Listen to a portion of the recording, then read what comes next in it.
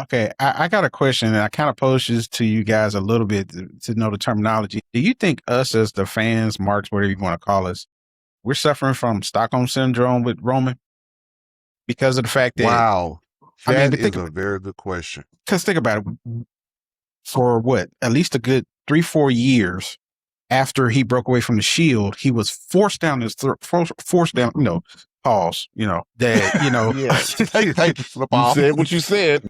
I said what I said. I mean, but he was forced upon us as far as accepting him as being this champion, accepting. And finally, it just got to a point that maybe they did it so much that we finally accepted it. Are we in the middle of a Stockholm syndrome type situation? So I'm going to say no, and the reason being is this: I don't. If it were Stockholm syndrome, it would be, oh, we're sick of him. We're sick of him. Okay, we give up. We're just going to cheer him. And that is not the case. First off, he left for a while because, COVID was going on and, he's, the immune system issues and whatnot. He came back as a heel, which they're already booing Roman because they don't like him. So turn him heel. And over time, like I said, he started to grow into that character like The Rock did. And we started to like that character more because when the bloodline was at its peak, he was getting that same pop, but he was still a heel.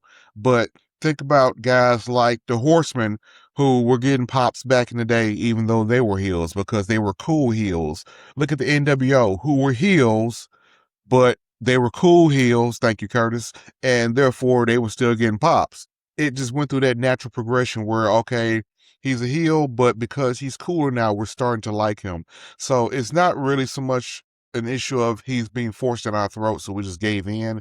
It's really more of he got better. That, and it doesn't hurt to have Paul Heyman by your side to make a few adjustments. He could have been the catalyst for all of this. He could have gone backstage and said, hey, look, I've got all this history with the Samoan family. I've got an idea for a storyline. The fans hate him anyway, so let's just turn him heel. Let's go for it. Because no one knows better of how to turn chicken shit to chicken salad than Paul Heyman. I just think some of the titles that's been put on him, I mean, the tags or monikers been put on him as far as being a GOAT and things of that nature. I don't. Well. Here it is a bit much, but here's the thing: there's a tag put on there to make him cockier. He's not being called the GOAT because he's being forced down our throats, or because we have to like him. Cena is called the GOAT because which is a whole nother discussion.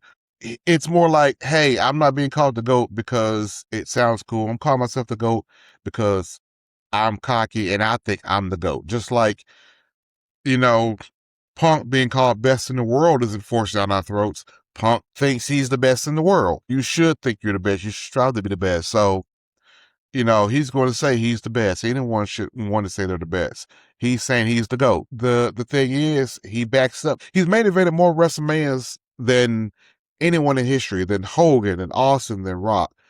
He's got these world titles. He is selling the most merch as far as I know.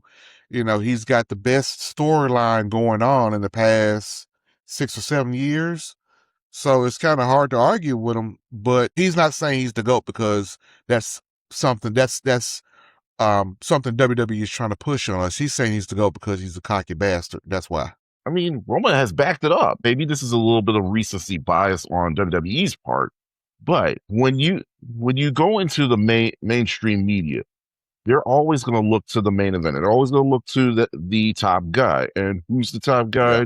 Roman Reigns. That kind of points to something Paul had said earlier on Raw in the night.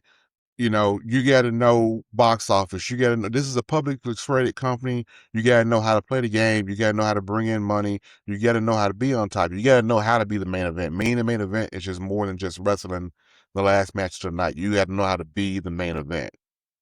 I mean, fair point.